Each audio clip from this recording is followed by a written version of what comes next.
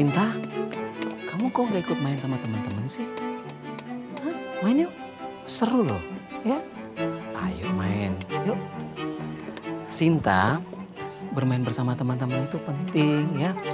Supaya kamu banyak teman dan kamu belajar bersosialisasi, ya? Ayo, ayo, ya gitu dong. Ayo, ayo kita main yuk, yuk, yuk. Yes. Oke.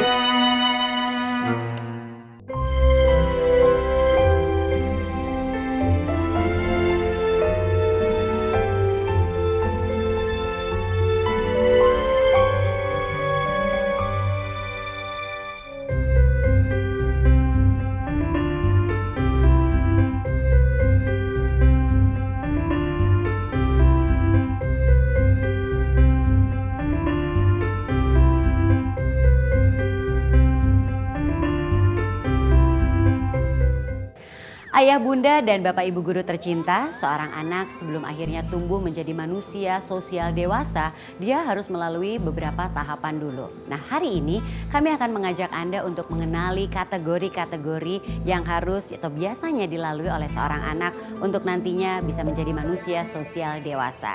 Topik kita hari ini adalah perilaku sosial anak usia dini di saat bermain. Ini seru sekali obrolannya, dan narasumber kita seorang psikolog anak juga sudah siap untuk berbagi pengetahuan bersama kita di sini. Ya pemirsa, bersama saya sudah bergabung Dr. Anda Rahmita P. Sunjoyo PSI, seorang psikolog anak. Beliau juga dosen jurusan PAUD UNJ dan seorang konsultan pendidikan TKIF Al-Fikri. Apa kabar Ibu Mita? Alhamdulillah baik sekali. Sehat Bu? Alhamdulillah. Sehat ya Ibu ya. Bu, tadi kan kita lihat ya dari tadi anak-anak yang sedang bermain ya Bu. Ada seorang anak yang memilih duduk sendiri, nggak mau main, cuma melihat teman-temannya aja. Ini sebenarnya kenapa ya bisa seperti itu? Oke. Kalau berbicara langsung kenapa, kan kayaknya jadi kayak apa penyakit apa bukan gitu ya. Tetapi nggak apa-apa tuh kalau seperti itu. Ya, kita lihat konteksnya di mana. Ya. Kalau itu ada pada anak-anak yang baru masuk sekolah, itu biasanya suka banyak yang seperti Sering itu. Terjadi ya. Dia ngeliatin, dia melihat temannya benar. ngapain gitu. Mungkin itu bisa terjadi karena dia melihat teman-temannya baru. Betul. Mungkin suasana baru, ruangannya, ya, mainannya baru, ya. gitu. Jadi ini gimana cara mainnya gitu, Ya. sehingga dia memposisikan dirinya sebagai penonton. Ya. Dia lihat, oh cara bermainnya seperti itu. Okay. Biasanya kalau anak itu tidak bermasalah secara sosial, itu pasti sebentar langsung. Jadi bisa dibilang awalnya tuh proses adaptasi aja dulu proses kan ya. adaptasi sehingga dia melihat seperti itu. Iya, tapi kalau yang tadi, kenapa anaknya nggak mau main ya Bu? Itu pun juga sebetulnya seperti sebuah kategori ya. Jadi tadi ada kategori penonton, ada kategori bermain sendiri gitu. Kalau itu hanya sesekali terjadi, itu dia ingin mengambil jarak gitu. Enggak, aku mau duduk dulu aku mau menikmati mainan ini nih. Mungkin mainan baru yang dia nggak mau berbagi dengan teman yang lain, aku mau main sendiri gitu. Nanti setelah itu baru. Tapi kalau itu eksesif, maksudnya berulang kali kok mainnya sendirian terus gitu, di situ orang tua atau guru wajib untuk mendekati, ngajak dia, ayo dong main sama teman-temannya gitu. Kalau kami di sekolah biasanya menyebutkan sudah siap belum untuk bergabung dengan teman-teman? Belum siap, biarkan. Jangan dipaksakan. Enggak usah dipaksa, biar dia main. Oke, nanti kalau udah siap bilang bu guru ya gitu. Atau bilang sama ayah, bilang sama bunda, bisa seperti itu. Ya masih pemirsa, ini obrolannya seru sekali, masih seputar topik kita, perilaku sosial anak usia dini pada saat bermain. Jangan kemana-mana pemirsa, tetaplah bersama kami, PAUD Insan Cerdas Komprehensif.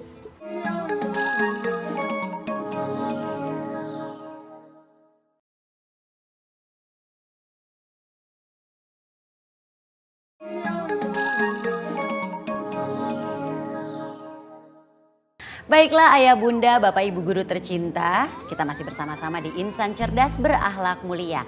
Nah topik obrolan kita pada kali ini adalah seputar perilaku sosial anak usia dini pada saat bermain nih. Ibu Mita, psikolog anak kita juga masih bersama kami. Bu, sebelum kita bahas lagi nih tentang perilaku sosial anak, tapi kok ada pada saat bermain nih? Emang ada perbedaan Bu? Iya, tentu saja karena bahasan-bahasan yang kita akan lakukan ini adalah berkaitan pada saat dia bermainnya. Karena kalau perilaku sosial saja itu juga bentuknya berbeda, Oke. gitu. Kalau anak usia dini kita akan, atau sampai SD pun juga kita akan berbicara perilaku sosial itu perilaku prososial. Ya. Nah mungkin bisa dijelaskan lebih detail lagi nih tahapan perilaku sosial anak nih pada saat bermain nih di usia dini tuh seperti apa dan apa saja tahapannya. Oke, kalau dalam perilaku sosial pada saat bermain pada anak usia dini itu ada kategori tuh. Kita bicaranya jadi kategori ya. Kategori pemirsa, ya. gitu. Jadi yang pertama tadi yang soliter atau bermain sendiri. Ya, jadi kalau ingat tadi ceritain di depan itu, jadi anak pada saat dia bermain sendiri itu jangan langsung kita anggap apakah ini sesuatu yang menjadi masalah atau tidak gitu. Jadi biarkan dia mungkin pada saat ini dia sedang ingin bermain sendiri. Gitu. Kemudian juga ada kategori yang lain adalah sebagai penonton. Nah itu paling sering deh kita lihat anak kita diajak pergi ke rumah saudara, misalnya gitu, dia gini. Cuma nontonin anak lihat main aja main ya. apa sih teman-temannya gitu. Karena mungkin itu tadi dia belum kenal orang-orangnya, teman-temannya, mainannya, mungkin dia udah apa nih cara bermainnya gitu, sehingga dia menjadi penonton dulu. Tapi setelah itu nanti biasanya dia akan pelan-pelan akan berubah. Gitu. Terus kemudian juga ada yang disebut dengan bermain paralel. Sama-sama, gitu. Itu biasanya kita lihat hal-hal kategorisasi ini yang jelas memang dalam setting sekolah, gitu. Dalam setting sekolah kita nanti akan bisa lihat, ada anak bermain sama-sama nih sekelompok bermain, tapi yang satu main ini, yang satu main sendiri-sendiri aja. Tapi berkelompok biasanya. Tapi ada di dalam kelompok itu, karena kan ada kelas-kelas yang mengharuskan mereka bekerja dalam kelompok, gitu ya. Duduknya dikelompokkan, tapi permainannya masing-masing, gitu. Nah kemudian ada yang namanya bermain asosiatif. Permainannya itu agak sama, barengan ngerjainnya, mengerjakannya, tetapi nggak punya tujuan yang sama gitu. Jadi mungkin sama-sama aja mainannya karena barangnya sama, begitu. Nah kalau yang bermain kolaboratif itu misalkan kalau di sekolah itu yang paling mudah kita lihat, misalnya setting di sentra bermain peran, di sentra imajinasi. Misalkan gurunya men-setting mereka bermain menjadi toko sepatu. Nah itu kan jadi ada anak yang jadi pembeli, ada yang jadi yang kasirnya. Nah kalau sudah sampai ke tahap sudah sampai kategori bermain yang kolaboratif tadi, itu kalau ada si kasirnya tiba-tiba nggak mau main, kan jadi nggak seru tuh. Benar. Kegiatannya gitu. Saling mendukung ya, soalnya jadi ya. semua mempunyai peran yang karena punya tujuannya sama. Oke. Nah, saya jadi pengen tahu nih Ibu, apakah tadi kan ada beberapa kategori, apakah setiap anak ini, misalnya taruhlah satu anak ini memang memiliki kategori yang itu terus, atau nanti akan mengalami perubahan, mungkin seiring bertambahnya umur, atau mungkin juga seiring dia juga sudah mulai merasa nyaman dengan lingkungannya, mungkin dari kategori yang hanya penonton atau mungkin hanya kategori yang bermain sendiri gitu, dia berubah. Itu bisa terjadi. Dia memang harus bukan harus mengalami semua itu, tetapi kita lihat bahwa bermain sendiri itu kan membuat dia akhirnya hanya taunya mainan itu saja untuk dirinya dia sendiri. Padahal kita tahu bahwa dia sebagai makhluk sosial, dia harus berinteraksi dengan orang lain. Nah di situ setting, kalau kembali kita ambil setting sekolah, tentu guru mulai mendorong dia, ayo nak main. Kalau kita berbicara anak usia dini itu pasti adalah memberikan pengalaman. Semakin dia punya banyak pengalaman untuk berinteraksi dengan temannya, tadi kategori bermain kolaboratif tadi itu akan lebih cepat tercapai. Oke. Nah karakter anak ini sebenarnya ikut membantu nggak sih, ikut memberikan peran nggak sih dalam hal tadi masuk kategori ini anaknya, masuk kategori yang bermain berdampingan? Betul. Iya, sedikit banyak itu akan berkontribusi gitu. Anak yang introvert sama ekstrovert itu mungkin kalau ekstrovert udah nggak masuk tuh, mungkin kategori itu bukan kelas gue gitu. Mungkin bisa juga anaknya seperti itu. Dia langsung modelnya main sendiri, sebentar langsung gitu udah langsung main sama teman-temannya gitu, karena dia senangnya seperti itu. Tapi untuk anak yang introvert mungkin agak lebih lama sedikit gitu untuk bermain soliter. Durasi menyendirinya lebih lama mungkin seperti itu ya. Sebelum sekali. Akhirnya masuk ke kategori dia mulai bermain dengan teman-teman yang lain. Betul sekali. Waduh, ini obrolannya seru sekali, tapi saat ini pemirsa kita ingin mengajak Anda untuk menyaksikan sebuah tayangan. Kebutuhan berinteraksi anak dengan lingkungan sosialnya makin besar seiring perkembangan usianya. Sebelum anak dapat bersosialisasi dengan baik dalam artian dapat bekerja sama dengan manusia lain, Seorang anak akan melewati beberapa tahapan perilaku sosial. Guru dan orang tua dapat membantu memberikan stimulasi untuk kematangan perilaku sosialnya.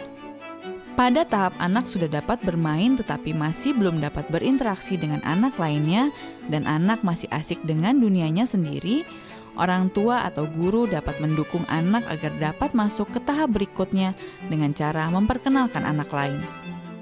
Jika anak belum dapat bermain di dalam kelompok dan hanya dapat menonton atau menyaksikan apa yang dilakukan teman-temannya, orang tua atau guru dapat membimbing anak dengan melibatkan anak di dalam grup. Misalnya, guru dapat mengajak anak tersebut bergabung dengan anak-anak lainnya, tentu saja dengan pengawasan. Kemudian pada tahap anak sudah dapat bermain atau terkadang menirukan permainan yang pernah dia lihat, tetapi anak masih bermain sendiri, maka guru atau orang tua perlu untuk mendukung kemajuan tahap sosial anak dengan cara menghadirkan anak lainnya di samping anak yang bersangkutan. Selanjutnya, jika anak sudah dapat bermain berdua dengan temannya, tetapi sebenarnya mereka masih bermain sendiri-sendiri, orang tua atau guru dapat memberikan bimbingannya dengan cara memfasilitasi anak agar bermain bersama. Pada tahapan selanjutnya, jika anak sudah dapat bermain di dalam grup atau kelompok, tetapi belum dapat merencanakan permainan, orang tua dan guru dapat memberikan ide-ide menarik yang membuat anak dapat bermain bersama. Tahapan berikutnya adalah tahapan yang paling maju, yaitu tahapan perilaku sosial bekerja sama. Jika anak mendapat kesulitan dalam menentukan permainan atau tujuan permainan mereka, orang tua dan guru dapat memberikan dukungan kepada anak agar mereka dapat lebih mudah membuat rencana main yang akan mereka lakukan. Ya pemirsa, semoga tayangan tadi memberikan informasi bagi Anda ayah, bunda, serta bapak ibu guru tercinta dalam hal memahami kategori-kategori perilaku sosial anak pada usia dini di saat mereka bermain ya. Supaya tadi seperti tadi Ibu Mita sempat bilang di awal acara, jadi kita juga tidak boleh memaksakan anak untuk bisa lebih ayo dong gitu. Langsung main gitu. Bahkan kadang-kadang kan ada orang tua yang kok anaknya nggak mau main sampai dimarahin gitu. Kenapa betul. sih kamu susah banget disuruh main? Seperti betul. itu. Jadi ya mudah-mudahan informasi tadi memang bisa lebih membuat kita mengerti ya sebagai orang tua ya. Nah Ibu Mita, kita pengen tahu nih kadang-kadang kan ada orang tua yang akhirnya memberikan gadget kepada anak-anaknya di saat mungkin hadir di sebuah acara yang ada anak-anak lain. Mungkin kalau di sekolah nggak mungkin ya Ibu Mita ya karena kan tidak diperbolehkan. Karena anaknya memilih untuk sendiri daripada orang tuanya repot, jadi dibekali gadget. Iya. Itu gimana tuh Bu Mita? Kayaknya jangan ya. Saya sering sekali melihat orang tua anaknya ya udah ikut apalah mau dari games atau apa yang sekarang gadget-gadget yang ada sekarang. Nah sebetulnya itu harusnya lebih dikendalikan. Gitu. Fitrahnya anak usia dini itu adalah bermain. Ketemu sama orang, menghabiskan energi dia. Jadi lebih baik waktu itu kita berikan kesempatan pada anak untuk melakukan hal itu semua. Tapi ada saat-saat misalnya dia mau cooling down, boleh. Mau main komputer untuk 10 menit, 20 menit. 10 menit kali ya. Tujuannya supaya lebih cooling down ya. Lebih cooling down saja gitu. Karena kalau kita tahu anak bermain dengan semua gadget-gadget tadi itu maksimal sehari itu 2 jam. Maksimal banget gitu. Tapi saya lihat juga banyak orang tua sekarang mulai nggak cuma Sabtu Minggu. Itu udah weekend saja dia boleh bermain. Tidak apa-apa. Tapi juga weekend jangan seharian baru bangun tidur sampai dia tidur lagi main itu jangan juga gitu. Harus tetap dikendalikan. Jadi seperti itu pemirsa. Mungkin kalau sekarang ini Anda membekali anak-anak Anda dengan gadget kayaknya mesti hati-hati. Jangan terlalu sering karena nanti akibatnya bisa berpengaruh terhadap cara anak bersosialisasi nggak nantinya? Jelas. Bersosialisasi iya, berpikir pun iya.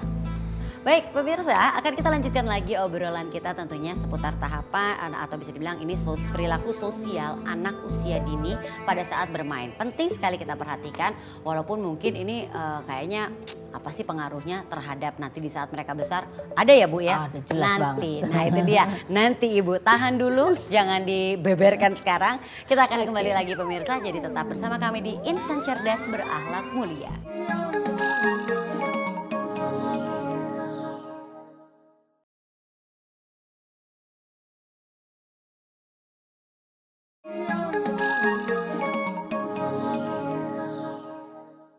Baiklah pemirsa, kita lanjutkan lagi obrolan kita bersama Ibu Rahmita, seorang psikolog anak. Ini topik obrolan kita juga masih seputar perilaku sosial anak usia dini pada saat bermain. Nah tadi kan saya sempat bertanya nih Bu, sebelum tadi kita istirahat. Ini sebenarnya ada dampaknya nggak sih di kemudian hari? Maksudnya perilaku sosial anak di usia dini ini akan berdampak nggak di saat dalam hal pembentukan karakter mereka di kemudian hari ini Bu? Jelas, pasti akan berpengaruh dalam pembentukan perilaku dia di kemudian hari gitu. Kalau di masa usia dininya dia sudah punya banyak pengalaman bagaimana sih namanya bekerja sama, bekerja dengan teman-temannya, itu pastinya akan membantu dia ketika dia dewasa yang sudah pastinya harus berinteraksi dengan orang lain. Nggak jadi masalah karena dia udah tahu, oh iya caranya begini, oh adabnya seperti ini, sopan santunnya seperti ini. Jadi pembelajarannya ini memang harus dari usia dini justru Iya, ya? iya. Oke, untuk pembentukan karakter mereka kelak nanti Iya, ya? betul. Berkontribusi terhadap. Ternyata memiliki kontribusi yang besar terhadap Sangat. karakter anak nanti di kemudian hari ya. Iya. Oke, ini ada pertanyaan dari satu teman saya, nitip pertanyaan nih Bu. Jadi anaknya ini kelas 1 SD, masih usianya sekitar 6-7 tahun. Nah ini kalau di sekolah katanya ini senang bisa sih bermain sama anak lain tapi lebih memilih teman. Jadi bukan memilih permainan tapi justru milih teman. Nah, jadi kalau teman tuh milih-milih itu termasuk dalam hal kategori mana nih anak ini? Itu sangat bergantung kepada pengalaman-pengalamannya dia gitu. Jadi anak tuh nggak bisa tiba-tiba gitu terus modelnya seperti itu. Itu biasanya dia akan mencontoh dulu. Gitu, mungkin dia lihat, oh iya ibunya juga nggak sadar nih ibunya gitu. Nah nanti kalau main ya sama, mungkin nggak bilang jangan main sama ini tapi kamu mainnya sama si A si B. Oke. Itu kan dibaliknya ketemu, saya nggak boleh main sama si C si D gitu kan. Nah jadi itu juga harus diperhatikan dahulu gitu. Nah anak yang senang memilih teman itu sebetulnya kalau di sekolah tentu kembali si guru bisa nggak menciptakan situasi di mana dia akan ketemu sama siapa aja, bikin kerja kelompok. Pokoknya aku maunya sama si A, si ibunya bikin sama si B. Terus apa aja, semua kegiatan-kegiatan dan semua anak akhirnya bisa jadi mingle gitu dengan teman sekelasnya. Dengan demikian itu keinginan dia untuk memilih-milih teman itu biasanya akan teredusir. Jadi bisa dibilang ya Ibu Mita bahwa peran orang tua ini, orang tua dan juga Bapak dan Ibu guru di sekolah, porsinya besar dong dalam hal perilaku sosial anak ini di usia dini nih. Jelas, karena usia dini itu kan memang dari segi pengalaman, dari segi kemampuan itu kan masih sangat terbatas. Sehingga peran dari orang di sekelilingnya, terutama orang tua dan sekolah, itu akan menjadi besar. Jadi selain pengaruh dari orang tua dan juga Bapak dan Ibu guru di sekolah, pengaruh dari mana lagi nih biasanya yang ikut berperan dalam hal pembentukan perilaku sosial anak di usia dini nih? Ya, rasanya kalau sekarang biasanya kita lihat anak-anak prasekolah nih banyak juga yang ikut kegiatan kan? Ya benar. Mau